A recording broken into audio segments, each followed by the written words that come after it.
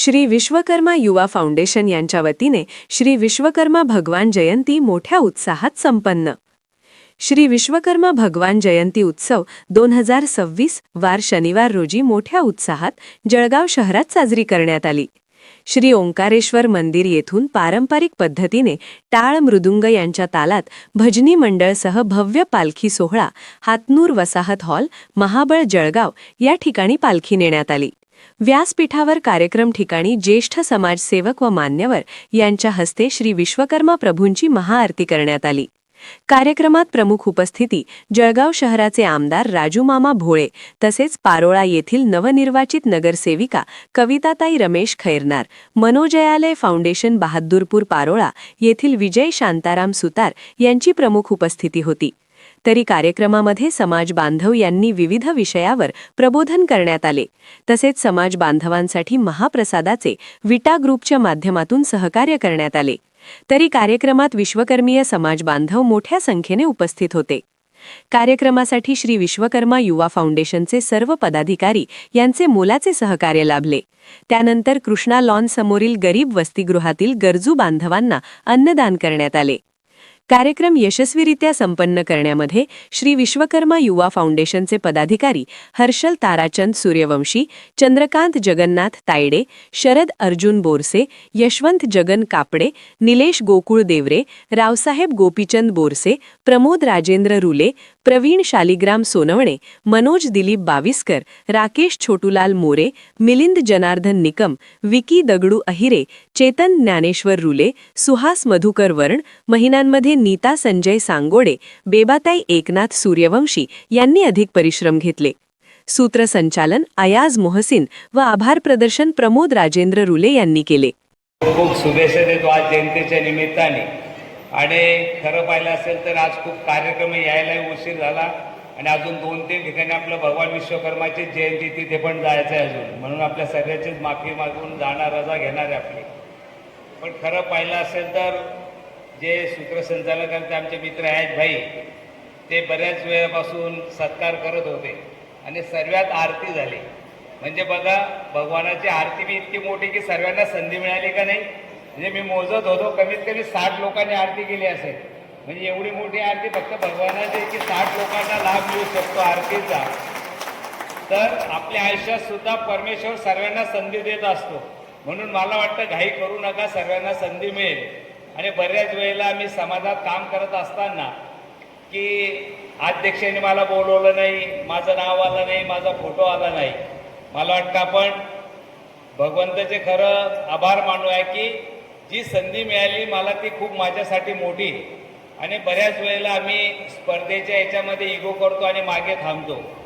तर मला वाटतं आपण सर्व समाज बांधव म्हणून आपल्या समाजाच्या उन्नतीसाठी आपण सर्वजण प्रयत्नशील आहोतच। कारण आपण जसं आज भगवान विश्वकर्मा जयंती बनवतो, तसं आपल्या गुणवंत विद्यार्थ्यांचा सत्कार असेल, विविध भागातील उपक्रम असतील, ते आपण सर्व घेत असतो। पण आज या निमित्ताने खरं युवक पण एकत्र येतात आणि भगवान विश्वकर्माची महिमा तर आपण सर्वांनी पाहिलेली। म्हणजे त्यांनी असं म्हटलं जातं की देवांच्या जे लीला होत्या त्या सुद्धा यांनी उभ्या केलेल्या आहेत, असं शास्त्र सांगतं आम्हाला।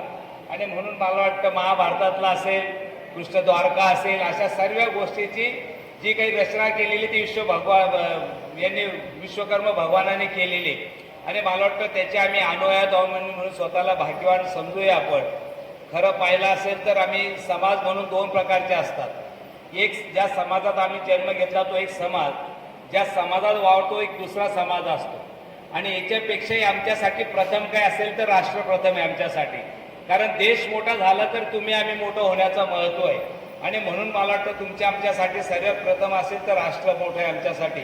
आणि या माध्यमातून आज आम्ही राष्ट्र मोठं करत असताना नक्कीच आपण आपल्या समाजाचं जसं देणं लागतं तसं राष्ट्राचं सुद्धा आपण देणं लागतो। म्हणून आपल्याला जे जे काही आपल्या देशासाठी समाजासाठी करता येईल तो आपण सर्व मिळून करण्याचा मला वाटतं प्रयत्न करूया। बऱ्याच वेळेला आम्ही सहज म्हणतो की माझा वेळ नाही, माझ्याजवळ पैसा नाही, मी काय करू शकतो। पण मला वाटतं आम्हाला राष्ट्रभक्तीसाठी, देशभक्तीसाठी आपल्याला फक्त इच्छाशक्ती लागते। तुम्ही रक्तदान जरी केलं वर्षातून एकदा तरी ही राष्ट्रभक्ती, जी राष्ट्रसेवा जे आज बघत असाल तर तुम्ही छोट्या छोट्या प्रत्येकाने आपल्या भारताचे लाडके पंतप्रधान मोदी साहेब एक पेड माँ के नाम, त्यांनी आपण एक झाड जरी लावलं तरी ही पर्यावरणासाठी राष्ट्रभक्तीच आहे. मला वाटतं अशा छोट्या छोट्या गोष्टीच्या माध्यमातून आपण आपली राष्ट्रसेवा करू शकतो आणि ह्याच माध्यमातून आपला समाज सुद्धा मोठा होऊ शकतो.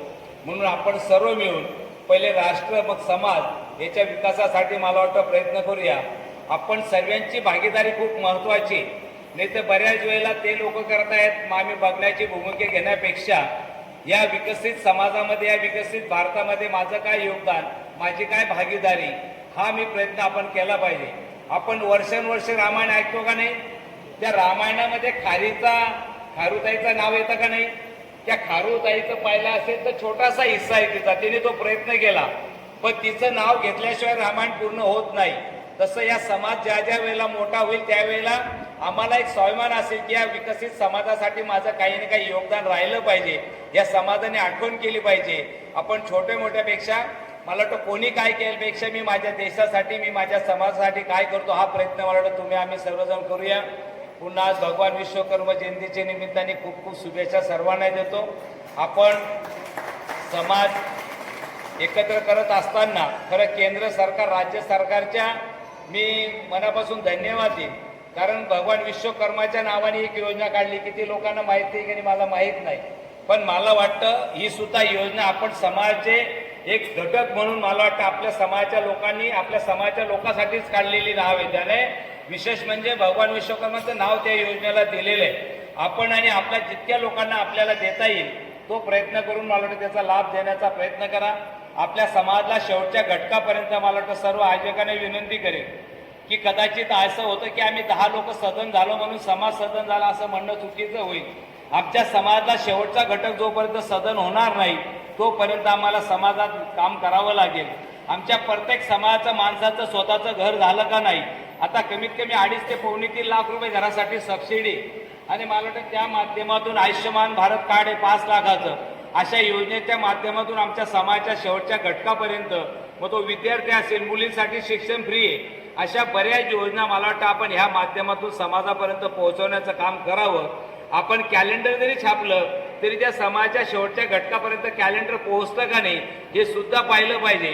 कारण बऱ्याच वेळेला एक अर्धा म्हणजे हरिविठ्ठल असेल, हरिविठ्ठलला एक अर्धा आमचा समाज बांधव असेल, त्याच्यापर्यंत ती योजना गेली का नाही?